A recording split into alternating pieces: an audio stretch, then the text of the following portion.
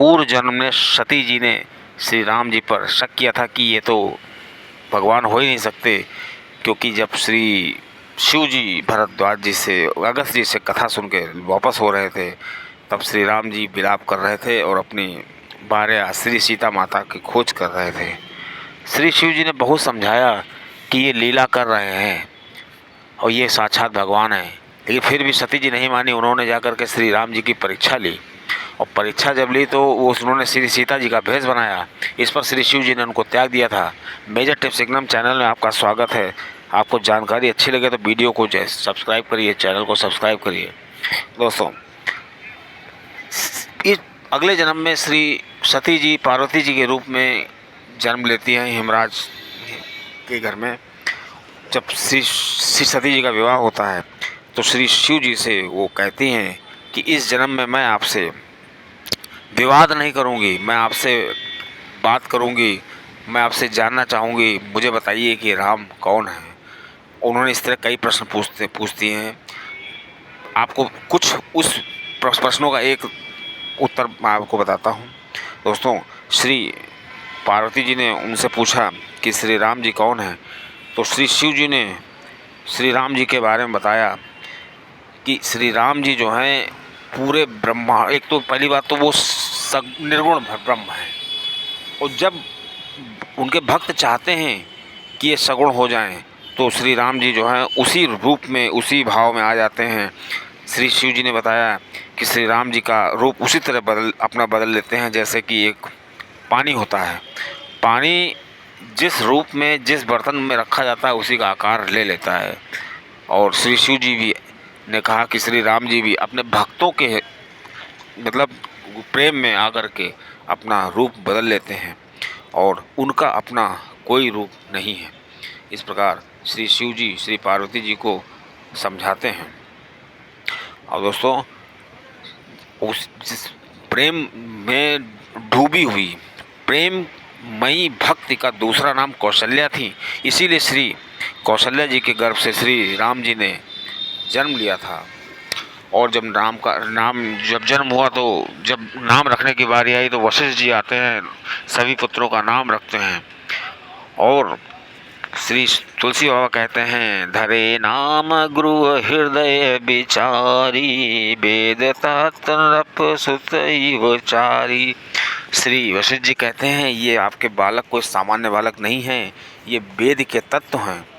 वेद जिनके लिए नेति नेति करते हैं, वेद कहते हैं जितना मैंने बता दिया है उससे कहीं और आगे इनकी महिमा है, और आगे है। और दोस्तों, इस प्रकार श्री राम, लक्ष्मण, भरत, शत्रुघ्न का नाम रखा जाता है। और श्री राम जी के बारे में बताते हैं, विश्व भरण पोषण करे जोई, ताकर नाम भरत अश्व होई। वशिष्ठ जी जब नाम रखते हैं तो सबसे पहले भरत का नाम रखते हैं। भरत के बारे में बताते हैं कि ये वो बालक होगा जिसके नाम मतलब धरे नाम गुरु हृदय विचारी, विश्व भरण पोषण, जिसके नाम से ये लोगों का भरण पोषण करेगा। अब बहुत लोग कहते हैं कि ये भरण पोषण कैसे करेंगे, इन्होंने तो किसी का भरण पोषण किया नहीं है, तो नंदग्राम चले गए थे।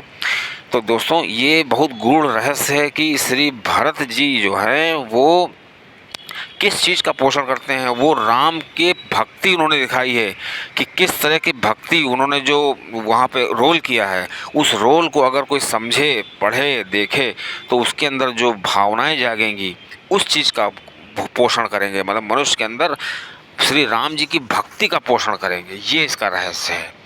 अब दोस्तों, बारी जब श्री लक्ष्मण जी उनकी शत्रुघ्न जी की आई तो श्री वशिष्ठ जी ने कहा उनका नाम शत्रुघ्न होना चाहिए। क्यों? क्योंकि जाके सिमरन तेरे पुनासा, नाम शत्रुघ्न वेद प्रकाशा। मतलब ये जो आपका पुत्र है, इसके नाम के सिमरन से ही शत्रुओं का नाश हो जाएगा। अब लोग कहते हैं कि शत्रुघ्न ने तो कोई आज तक तीर भी नहीं चलाया, कहीं कुछ भी नहीं किया, तो इनका नाम जो रखा गया वो सही नहीं था। लेकिन उनको ये रहस्य समझना चाहिए। ये श्री तुलसीदास कृत रामायण जो है श्री शिव जी के मनस की उपज है, ये कोई साधारण चीज़ नहीं है। इसलिए इनका नाम रखा गया क्योंकि हमारे जो असली शत्रु होते हैं मनुष्य के, वो काम, क्रोध, लोभ, मोह, माया होती है। और दोस्तों, जो शत्रुधन का नाम जपता है तो ये सब जो होते हैं, जितने विकार होते हैं वो नष्ट हो जाते हैं। और क्योंकि शत्रुधन चुप रहे और जब आप मौन रहेंगे तो अपने आप से सारे आपके विकार नष्ट होने लगेंगे।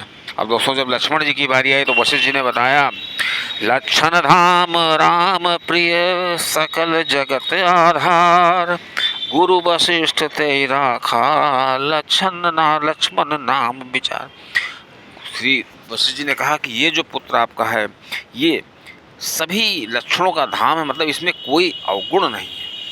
और ये जो हैं श्री राम जी को बहुत प्रिय है। मतलब श्री राम जी तो बहुत लोगों, मतलब श्री राम जी को तो सब बहुत चाहते हैं, सब मानते हैं उनको। लेकिन ये एक ऐसे इंसान है कि जिनको श्री राम जी बहुत चाहते हैं, मानेंगे वही हमेशा श्री राम जी के साथ रहेंगे। इसी प्रकार दोस्तों, जब श्री राम जी की बारी आई तो श्री वशिष्ठ जी ने कहा, जो आनंद सिंधु सुख राशि, सीकर से त्रैलोक सुखासी, जो सुख धाम राम असनामा, अखिल लोकदायक विश्रामा। श्री वशिष्ठ जी ने बताया कि ये जो आपका बड़ा पुत्र है ये आनंद के समुद्र हैं, सुख के धाम हैं और त्रिलोक को